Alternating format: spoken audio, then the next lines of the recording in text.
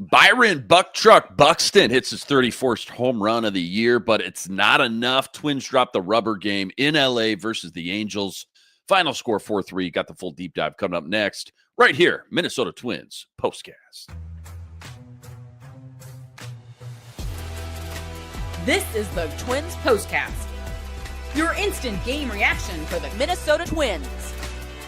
Part of the Locked On Podcast Network, your team every day.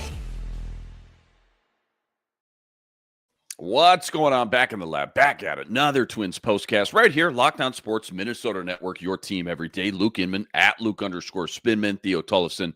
Give him a follow on X, at Theodore Tollef1. Twins expert over at Zone Coverage, MN. And remember, you can always find this show on audio if you ever want to listen, wherever you find your podcast. And plus, go check out our guy, Brandon Warren. All the daily Twins content you can handle over at Locked On Twins Podcast each and every day. All right, Theo, 4-3, that's your final. 64-82 now on the year. Lots to get into. Biggest turning point from today.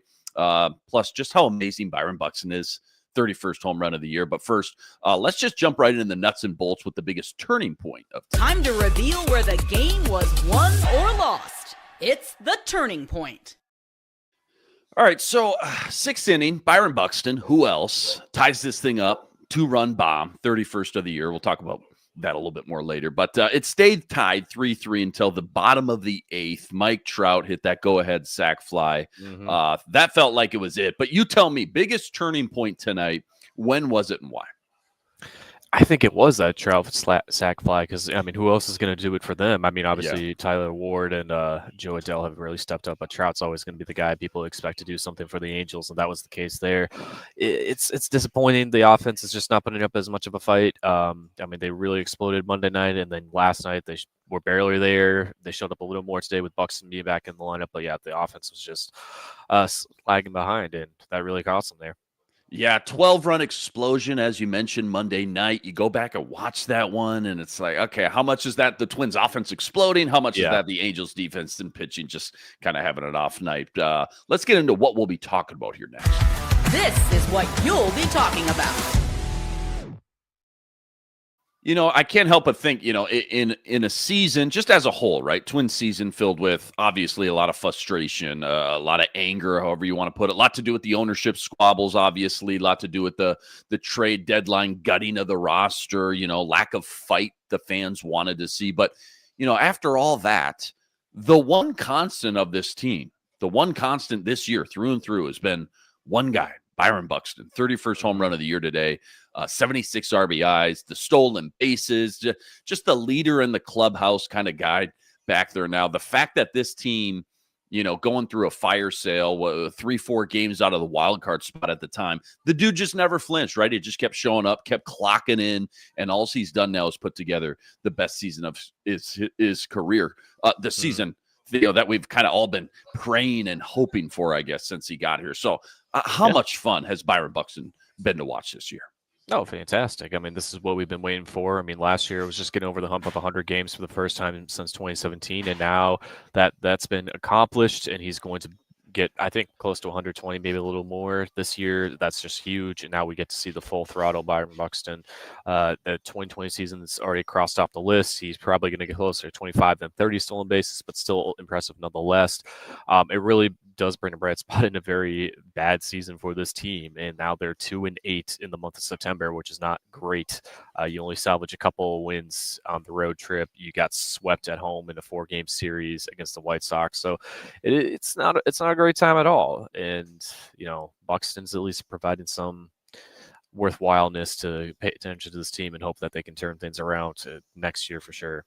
1 for 3 today, hit by a pitch, had the 2-run home run, obviously 2 RBIs, 1 run scored. What's your favorite part of Byron Buxton's game this year, and specifically what he showed off today? But as a whole, big picture, Byron Buxton is just so special in so many different ways. What's your favorite part of Byron Buxton? I think it's just that he's stealing bases now. Obviously, with all the injuries he's had to be, you know, a little careful of that. But now he's kind of just been going full throttle with that. So that's just a huge thing for us to see. This is the Locked On Player of the Game.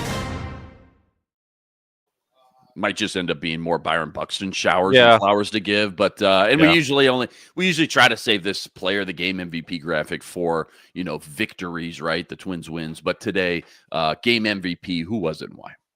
Well, Buxton just tying things up and keeping the team within this game, but I think Taj Bradley did pretty decently as well. I mean, pitched pretty decently, kept the team within the game here, going 6 1/3. Only giving up a couple walks and hits there, but that was a little costly for him. But I mean, it's a good impression for him to be leaving in this rotation right now, what he can be doing for the future, and hopefully stabilizing it, especially with the news earlier today that David Festa has thoracic outlet syndrome, which is not a great injury for pitchers to be having. So I think that definitely changes the trajectory of what David Festa's career could be looking like down the road. Nerdy stat of the daytime. Any crazy stat, any fun analytic Twins related today? Give it to me. Yeah, I don't really have one today because I've been doing a lot of pregame work here at CHS Field, unfortunately. I mean, the perk of that is I got to talk to Tony Oliva and why he was visiting the players down here and hopefully give them some good look. So unfortunately didn't come up with that right now, but I think the nice thing that I can really say off the top of my head, so the last 2 years, I want to say actually 3 seasons, the Twins, so 2022, 2023, they only had RBI leaders on the team hit 66 total. Last year it was 71 with Carlos Santana. So Buxton's probably going to be the first Twin since Polanco in 2021 to get 80 or more RBI. That's looking extremely likely now, which is huge because it's hard to believe you can be a team that gets into the postseason when you only have Max Kepler leading the team with 66 RBI. But hey, that's a stat we are seeing turn around for the better thanks to Byron Buxton. Live at CHS Field, pre-gaming for the Saints game, totally winging a nerdy stat, and he pulls out just an absolute gem there. Yeah, been a while. Yeah, that's crazy. Man. Last year, Santana had how many? Was it 71? 71, and he led the team with 23 home runs as well. So, wow, not great. And now we have Byron Buxton putting up those in fantastic numbers we've been waiting for him to do. So that's going to at least look a little better on the team leaderboards once the years are wrapped up. Yeah, this is turning into a Byron Buxton flowers and showers show at this point. Don't go anywhere. Glass half full, half empty. We find the pros and cons from today's game. That's all coming up right after this. Quick reminder, today's episode brought to you by Upside. Hey, Vikes fans, you still paying full price for gas when it's time to get real cash back every time you fill up with free Upside apps? So easy. All you got to do, you download the free Upside app in the App Store, Google Play, whatever it may be. You start earning cash at the pump today. Use my limited time promo code FOOTBALL and get extra 25 cents back per gallon on your first fill up. You could make up to $300 a year just from buying gas you already needed. Not going to lie, at first, I thought this was too good to be true, but it's legit. Real people are getting paid just to make their daily commutes, and now you can too. Plus, you can cash out to your bank account, PayPal, e-gift card, Amazon, and other brands anytime. Don't let this offer drive on by.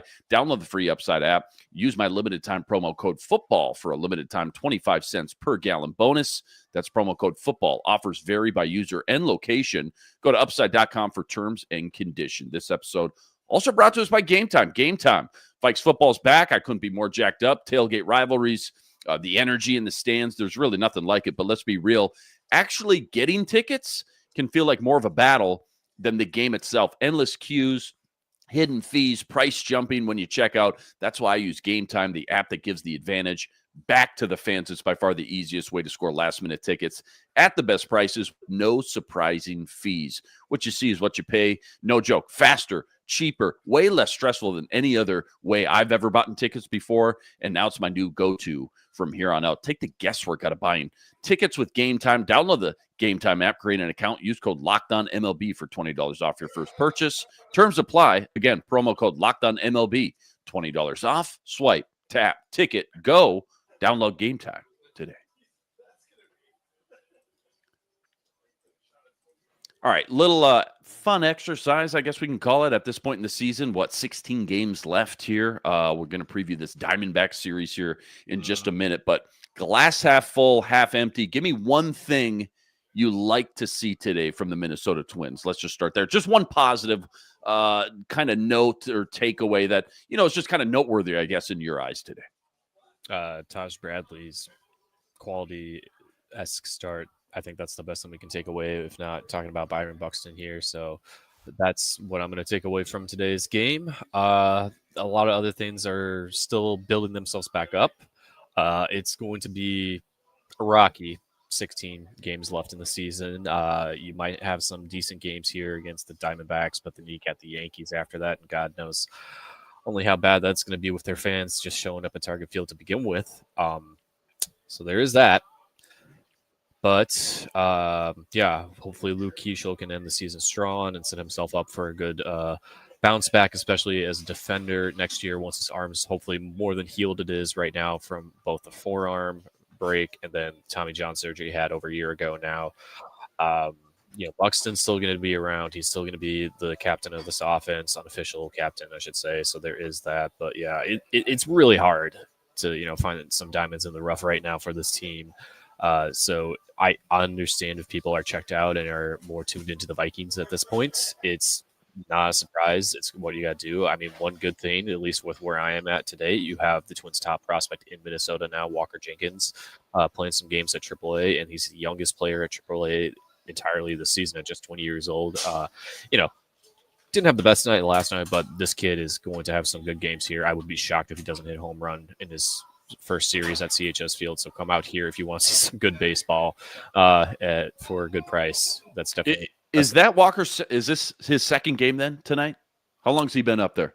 He's been up for 2 weeks. So he got called up 2-3 weeks ago, and he was on the Saints were on the road for the last 2 weeks, and now this is their first homestand back since he got called up, and also the last of the year. So if you really need to see some good baseball and have some hope for what's going to happen in the future, you got Walker Jenkins, Gabby Gonzalez, Connor Prelip. I can go on and on about the names that are here that are definitely going to give the Twins a better chance than they definitely have right now to compete next season. So definitely come over to CHS Field if you just want to have some good baseball or just a fun time at a game and not really having so much high stakes or low stakes investment in terms of what is going on with the on and off field product. It's kind of like watching the futures game, but just for Twins. I mean, half the lineup now feels like guys we're going to end up watching in 2026. I'm sure our guy Brandon Warren will be breaking all that down during these last 16 games. Let me circle back just to Taj Bradley real quick. 6 1/3, 4 hits, 3 earned runs. Outside of just the production that you've seen, what else do you like about him? What did you like about him today in this kind of mini litmus test, I guess, as we can't help but we start thinking about the rotation in 2026? Yeah, I mean, he's going to be a guy who's going to stabilize it in that back end of the rotation. He's trying to make every single one of his pitches a strikeout pitch against opponents, and I think that's the best thing that he's got going for him right now, and that's something he's going to keep working on as long as he can just to make those all 4 of his pitches effective against hitters. Yeah, well said. All right, half glass empty. One negative you think is noteworthy from today's game in your eyes, and why? A lot. I mean, it's just they seem defeated with what has happened in the last month and a half with this team and how things have been blown up. So, I mean, obviously they always want to go out there and win every game, but there's definitely a different vibe around it. For sure. A quick snapshot at Friday's matchup, right? Diamondbacks in town. First, by the way, 10 straight home games. You got the Diamondbacks, then as you mentioned, you got the Yankees, then you got 4 with Cleveland.